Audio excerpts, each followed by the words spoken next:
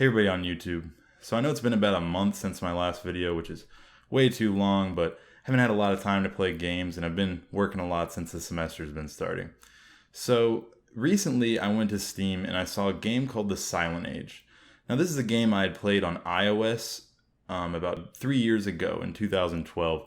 The game was only like a demo. It was only 2 chapters of a larger game. They tried to crowdsource the game and the crowdsourcing effort didn't really succeed, but apparently they were still able to finish the game and put it out, and it's really awesome that they were able to do that. So I checked it out and here's my review.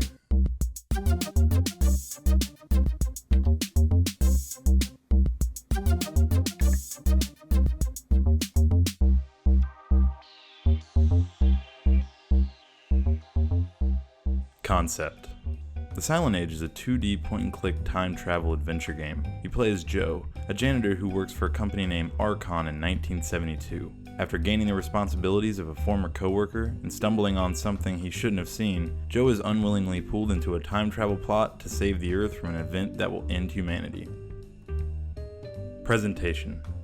The Silent Age is presented in 2D with the screen letterboxed, giving a sort of cinematic feel. The game's graphics are vector-based and remind me a lot of Flash games from the early 2000s. The art style isn't very unique on its own, but its use of color and shading give the game a unique feel. It's simple, but the color changes between the past and present give each time period a cool look. One being the bright and vibrant 1970s, and the other being a desaturated wasteland. The game runs well at a constant 60 FPS, and in my experience I never noticed any frame dropping or slowdowns. On Windows, the game has very few graphic options, which is fine considering the simplistic graphics, but one frustrating part is that the game never seemed to remember my settings, so I had to reset the resolution every time I played the game. The music and sound in the game are excellent. The soundtrack is mostly simple synthesized tracks with some limited electronic effects. It's mysterious, sad, and foreboding, setting a very uneasy tone, which really helps the game's atmosphere. The soundtrack is what really sold me on the player character. The game sets up Joe in a simple slideshow of his life with a great ambient track in the background, and it really gives you a feel of this man's simple and somewhat sad life.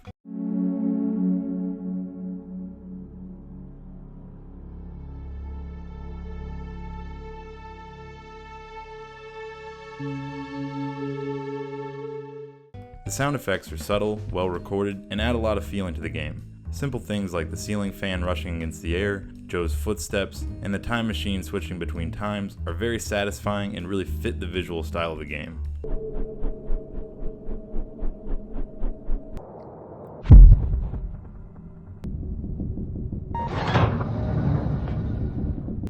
My one main issue with the presentation of the game is the voice acting. The voice acting appears to have been added when the game was released on Steam. Back when Chapter 1 had just been released on iOS, the game did not feature voice acting, and I thought that worked really well. I felt like I was playing an older style game, from a time before voice acting was so important. It gave the game a unique feel because of how quiet it all was, and left it up to you to imagine how the people would sound.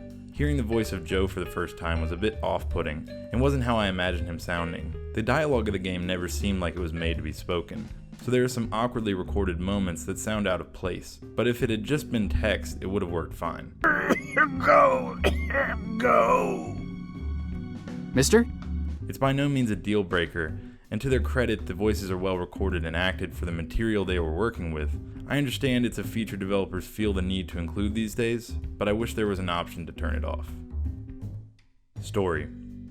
Because The Silent Age is a puzzle game and only 3 hours long, I'm going to avoid talking about the plot much because it could really spoil the experience. That being said, I think the story in The Silent Age is pretty interesting. It's got a unique take on time travel, and though it uses many of the basic time travel tropes, the setting and logic of the story make it feel new. Sadly, for a story based on time travel, it's very linear and there's only one way to beat the game. This feels like a missed opportunity to me. It would have been nice to see a few different outcomes to the game. However, the ending does wrap the story up well and kind of syncs up to the beginning of the game in a way that might have been harder to do if there were multiple endings. The story is mostly told through character dialogue and Joe talking to himself. The dialogue isn't exactly movie quality, but it has a charm to it and it makes it easy to enjoy. However, I feel like the game needed more characters to talk to in the present. At times, the present of 1972 seems just as devoid of life as its post-apocalyptic counterpart. Throughout the game, there are a few places where you can read notes made by characters in the game, which is cool, but I felt like it needed more of that type of thing. I want to know more about the world, but there simply isn't much in the way of backstory to explore. The world never seemed like it was fully fleshed out. Overall, the story is pretty good, takes you to some cool locations, has some interesting ideas, and a few plot twists that any time travel fan should enjoy. Gameplay. The gameplay of The Silent Age plays like a classic 2D point-and-click adventure game. It really reminds me of classics like The Secret of Monkey Island and Maniac Mansion, both old LucasArts games I played as a kid. Essentially, the gameplay focuses on exploration and puzzle solving, meaning finding objects around a location and then using those items to solve a puzzle to progress further into the game. The puzzles and exploration are good, but do leave something to be desired if you played those older classic adventure games. None of the puzzles are head scratchers, as all the objects you get usually have a very defined purpose. The gameplay seems to only move the plot along, which is fine, but for a game that is 3 hours, it doesn't feel particularly deep, and I never had any great aha moments while playing. You know that feeling when you're playing a puzzle game, and suddenly the answer pops into your head after minutes of mentally walking through the clues. That's what I loved about those older adventure games. It's very rewarding to figure out a puzzle, and in The Silent Age, it was never as rewarding. It seems like the difficulty setting got set slightly too low. But in the end, I still enjoyed the gameplay. If the puzzles had been too difficult and taken much longer, the game would have felt artificially slowed down. In that way, the gameplay does seem paced very well for the story they wanted to tell. I just wish there had been more of it so we could have gotten more complex puzzles and seen more of the world they created. Conclusion. So would I recommend The Silent Age? Considering I got this game for less than $5 on sale, I'd say it was a steal, and you should pick it up if it looks interesting to you, even at the full price of $10. It doesn't have very deep gameplay, and the story is a bit simple, but the game's presentation and polish make it worth a playthrough. I really enjoyed the game, and it's great to see a developer who, even after failing to reach their funding goals, still put out a good product with a proper ending. In this day and age, that's pretty cool to see. I hope we see more games like this from the developer in the future. Okay everybody, that was my video for this week. I hope you liked it. If you did, give me a thumbs up. If you didn't, think you know what to do.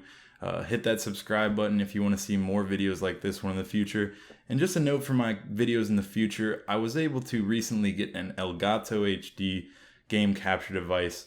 So hopefully in the future I'll have some PS3 reviews, some older consoles that now I can actually capture. You know, before I've only been able to do PC games. So hopefully soon I'll be able to do like game on Red Dead Redemption, a game I've been wanting to do a review on for a while. And hopefully maybe some retro games like the N64 or the SNES or NES. So hopefully that'll be coming soon. See you in the next one.